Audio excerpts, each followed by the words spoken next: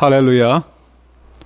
인도 북부 보주프리 지역에서 복음을 전했던 데이빗 왓슨 선교사님의 간증을 옮겨 전해드립니다.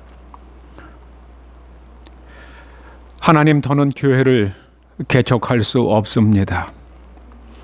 저는 그들을 죽음으로 내몰려고 훈련해서 복음 전도자로 파송한 것이 아닙니다. 그들은 제가 사랑하는 사람들입니다. 지난 18개월 동안 이미 동역자 6명이 순교했다. 주님이 저에게 전도하라고 부르신 그 지역에서는 더 이상 살 수가 없습니다. 급기야 인도 정부가 우리 가족을 추방했다. 우리 가족은 싱가포르로 이주해야 했다. 우리 집과 북인도 보주프리족은 4,000km나 떨어져 있었고 그 사이에는 대양이 놓여 있었다. 선교와 선교사의 무덤이라고 알려진 그 지역에 살고 있는 보주프리족이 8천만 명이었다. 그 많은 사람이 사는 그곳에 복음적 교회는 단지 27곳 뿐이었다. 신자를 다 합쳐도 1,000명을 넘지 못했다. 생존하는 것만도 힘겨운 그들에게 복음 전파는 꿈도 꾸기 어려운 일이었다. 데이빗 왓슨 선교사는 하나님께 소명을 거두어 달라고 기도했지만 하나님은 그 기도를 거절하셨다. 왓슨 선교사는 하는 수 없이 이렇게 기도했다.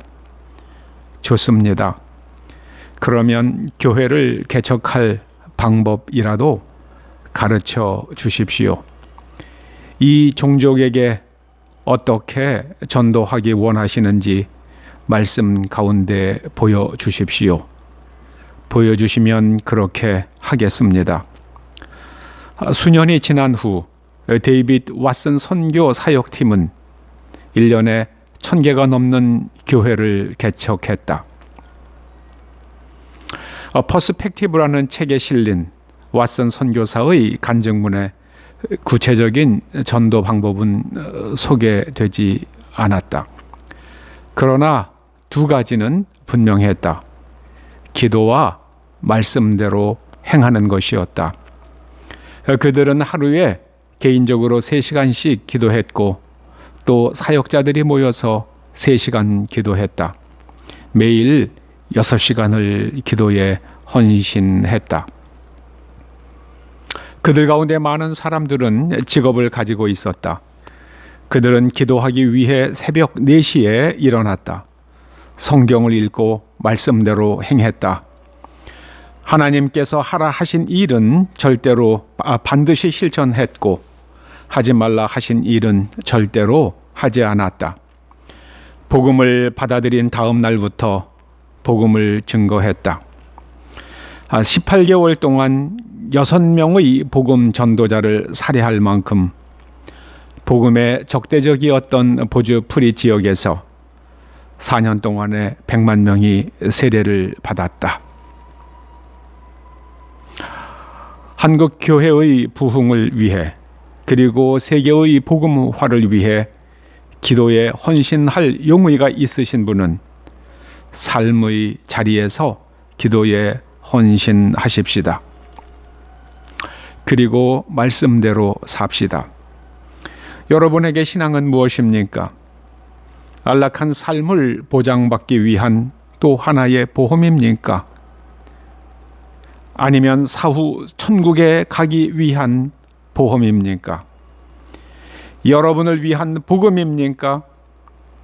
복음을 위한 여러분의 삶입니까? 비록 이른 때라고 하긴 어렵지만 지금부터라도 말씀대로 삽시다.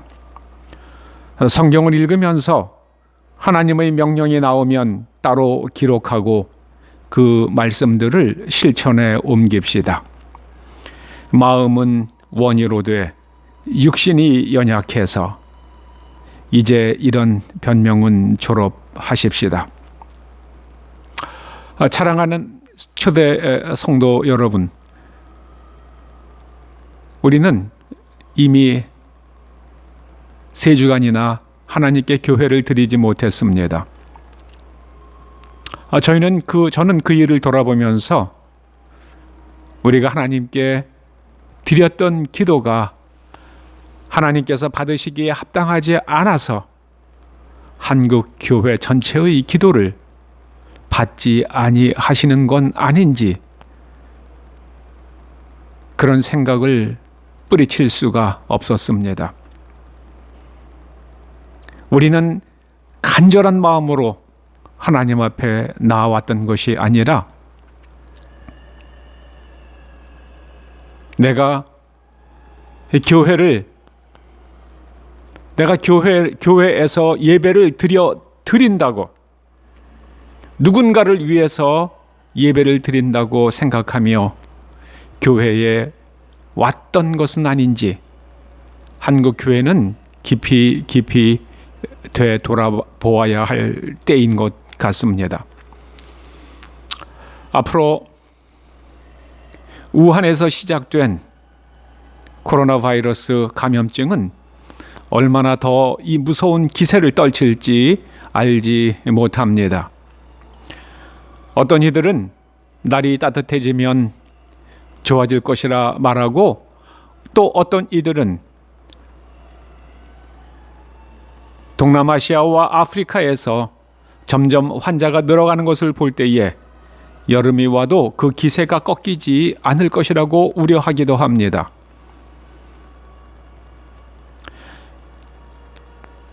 참새 2마리가 떨어지는 것도 하나님께서 허락하심이 없이는 일어나지 않는다, 주님께서 말씀하셨습니다. 하물며 이런 일들이 주님의 허락하심 없이 어떻게 일어날 수 있겠습니까?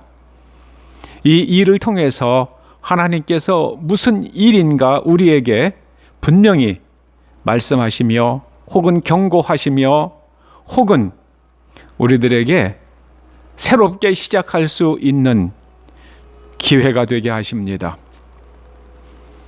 남의 탓하지 마십시다. 우리가 각자의 삶에서 보주풀이 족에게 복음을 전했던 보주풀이 사람들처럼 우리가 기도하고 말씀대로 사십시다. 우리는 하나님의 종이 되려고 하는 대신에